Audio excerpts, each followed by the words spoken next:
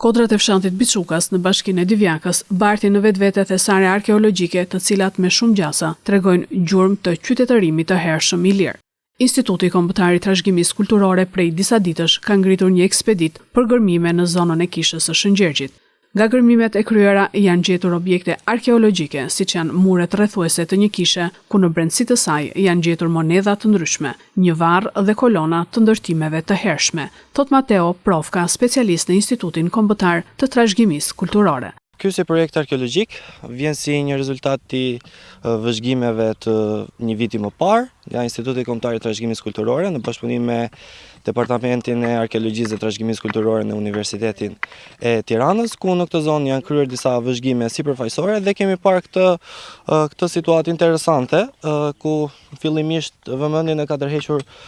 kolona që ne kemi vendosur të hapim një nga sondazhet tona, duke u nisur edhe nga vetë njoftimet ose të dhënat e marrë nga banorët e zonës, ku këtu dikur ka qenë një kishë e prishur gjatë komunizmit, por që kemi paktën sipas të dhënave të marrë nga ata, kemi të bëjmë me një kishë të hershme, duke parë këtë kontekst interesant, është ndërmarrë këtë vit sigurisht sërish nga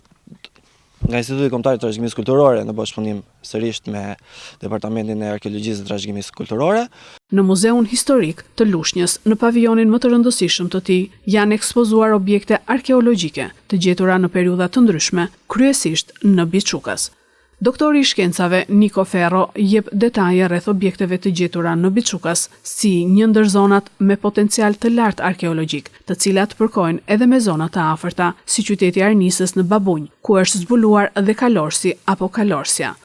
Pjesa më e madhe ka ardhur nga zona e Biçukasit. Biçukasi njihet nga arkeologjia shqiptare. Aty kemi të bëjmë një vendbanim i lirë, shumë i rëndësishëm, nuk janë bërë ende gërmime, por më herët aty janë zbuluar nga arkeologa Xhaneta Andre, janë zbuluar varrezat e dysat të quhet të Gërmenjit. Objekte që kemi pas me, që është pitosi, tavolinë dhe kapiteli ruhen, i vinë nga ky vendbanim. Gërmimet që janë bërë së fundmi, që është për vitin e 3 të radhës, që kemi të bëjmë me një bashkëpunim shumë të mirë institucional, ku përfshihet Bashkia e Lushnjës me muzeun, Universiteti i Tiranës, fakulteti dhe pjesa me studentët e arkeologjisë, që ata të vinë, të mësojnë në këtë territor, ku dëshmojnë shumë gjurmë të paraardhësve tani lirë, të mësojnë për t'i njohur, sepse nesër ata do jenë arkeologët e arshëm, kolegët e mi, apo dhe ndoshta dhe më shkallë më lartë. Pra,